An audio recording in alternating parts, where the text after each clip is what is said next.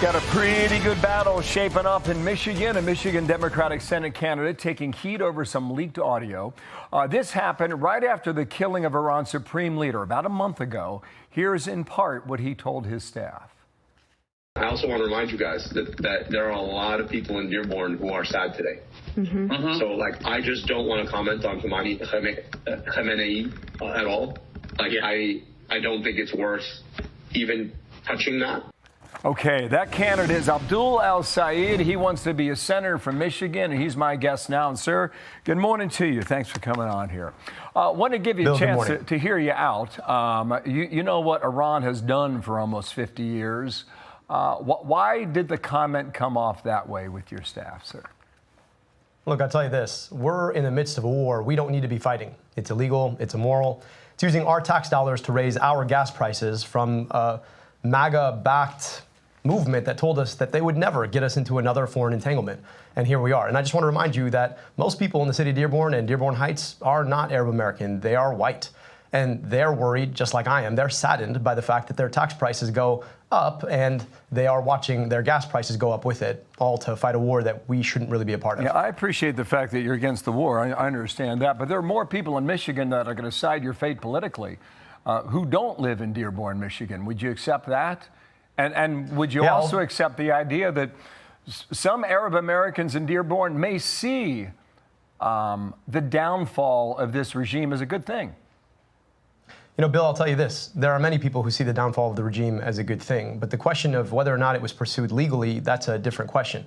Whether or not it's worth $31 billion of our taxes and counting, $1 billion a day, that's another thing. Whether or not we should be paying higher rates at the pump every single time we try to just get where we're going and pump gas, $1 more on average across this country. We're up over $4 across the country now, 30% in Michigan alone. Whether or not those things are good things, that's a big question. And I'll tell you what, there are a lot of people who are really sad about the fact that they thought that the era of foreign wars, of never-ending regime change wars were over, and here we are. Now, ask yourself whether or not any of this is making you more likely to be able to afford your home, whether it's making you more likely to be able to live your life, whether your kids are going to better schools, or whether or not you can see a doctor without having to worry about whether or not you're going to fall into debt. Those are questions that Michiganders across the board, Arab, non-Arab, in Dearborn, outside of Dearborn, are asking every single day, and those are questions that this administration is not answering. And that's why we have elections. Just one more question on this. Would it not be better for the people of Iran, the Arab world, and the people of America, frankly, would we all not be better off if the radicals in Iran did not make the decisions for the people of Iran in that region? Look, at the end of the day, I agree with you. Radicalism of any sort is bad, which is why this MAGA movement taking us into yet another war in my lifetime, and I'm only 41, is so ridiculous, because that kind of radicalism, that idea that we should just rattle our sabers and go to war with anybody, that's an open question. Meanwhile, you've got the Saudis, you've got the Qataris who are buying the Trump administration a jet that he plans to take after he's done with the presidency. Those are all radical regimes too, and that we're not going to war with them. To me, the question of whether or not we go to war ought to be a question of whether or not it's in the best interest of our government, of our people, whether or not it actually makes our lives better. And I think the answer to this question is already no when it comes to Iran, like it has been when it came to Iraq. We may be out of this war at 9 o'clock tonight in prime time. We'll see about that. We'll see what the president decides on that. In the meantime, you're going to have an event about a week with a man by the name of Hasan Piker. And this is what the New York Times says. Abdul El-Sayed, Detroit Free Press, and then the Times, to campaign with controversial streamer. Hasan Piker rallies spark backlash in Michigan's Democratic Senate primary. I assume that meeting's going to take place. And if it was on the 7th of April, I do believe, this is what he said about the attacks on October 7th going back. In part, he said the following. It doesn't even matter. None of this justifies that Palestinians have a right to dignity, a right to emancipation, a right to live free lives, free from this occupation. Doesn't matter. Doesn't matter if rapes happen on October 7th. Like, that doesn't change the dynamic for me even this much. I don't know why you're doing this event, but I know you're going to explain it to me, just so our audience knows if they're not aware. At one point, he said about 9/11, America deserved it. He later walked that back and said it was an inappropriate comment. With regard to October 7th, he said that what Hamas did is the lesser of two evils. Why saddle up with that individual? You know, Bill, At the end of the day, I don't go on any show where I agree with everybody. You and I clearly disagree on a number of things, including the war in Iran.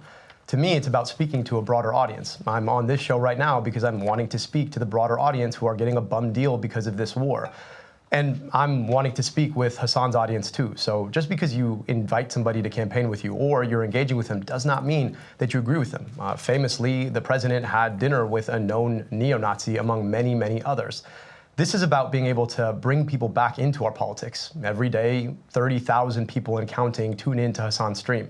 A lot of folks who don't watch Fox News, they don't watch CNN, they don't watch MSNBC. They feel locked out of our politics by a politics that is more focused on corporations and their well-being than theirs. I want to answer your question. Bill, let me just finish answer your question. That you're making. But the question, yes, it's an active decision to reach out to people who feel locked out of their politics to have a conversation, just like I'm making an active decision as somebody who's running in a Democratic primary to have a conversation on Fox News, where famously many of your viewers I appreciate you coming here today. I just primary. want to squeeze this in because we're pressed on time with the Supreme Court. You have two other Senate candidates. The primary is not until August.